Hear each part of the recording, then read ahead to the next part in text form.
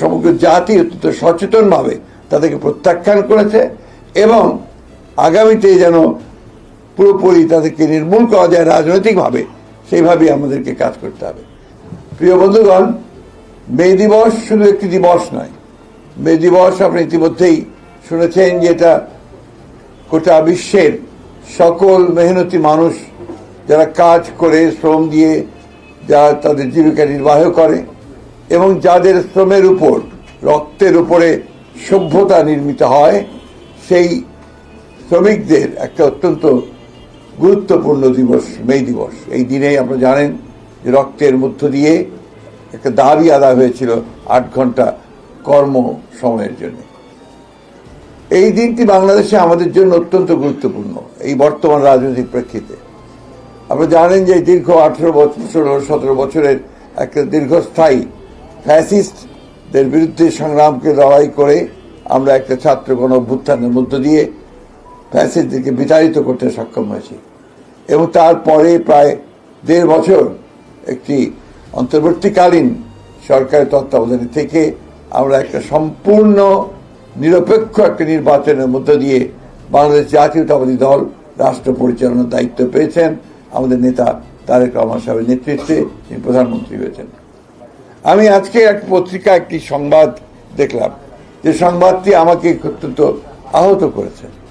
যে জামাত ইসলামের আমির তিনি বলছেন যে বিএনপি ইঞ্জিনিয়ারিং করে ক্ষমতায় এসেছে।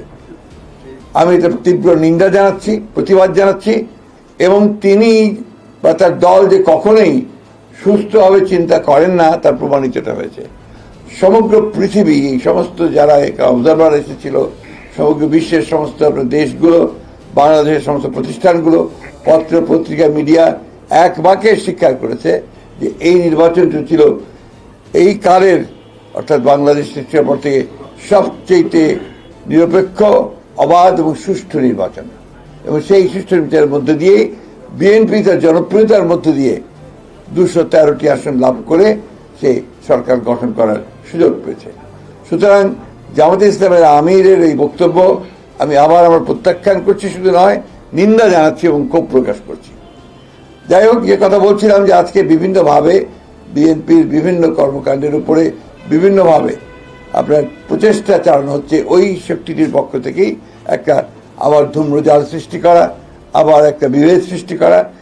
আমরা 5ই আগস্টের পরে যে সুযোগ পেয়েছি বাংলাদেশে গণতন্ত্রকে প্রাতিষ্ঠানিক রূপ দেওয়ার, সেই প্রচেষ্টাকে নষ্ট করে দেওয়া, সুযোগকে নষ্ট করা, আবার একটা ফ্যাসিস্ট শাসনের পায়তারা তারা করছে কিনা সেটা আমাদেরকে চিন্তা করতে হবে, দেশবাসীকে চিন্তা করতে হবে। ভিন্নভাবে দেশকে আবার স্বৈরাচারের মধ্যে তারা নিতে চায় কিনা সেটাও আমাদেরকে চিন্তা করতে হবে। এবং তাদের যে অতীত ইতিহাস, সেই ইতিহাস আমরা সবাই খুব ভালো করে জানি। সেই কারণেই সমগ্র জাতি অত্যন্ত সচেতনভাবে তাদেরকে প্রত্যাখ্যান করেছে এবং আগামীতে যেন পুরোপুরি তাদেরকে নির্মূল করা যায় রাজনৈতিকভাবে, সেইভাবেই আমাদেরকে কাজ করতে হবে।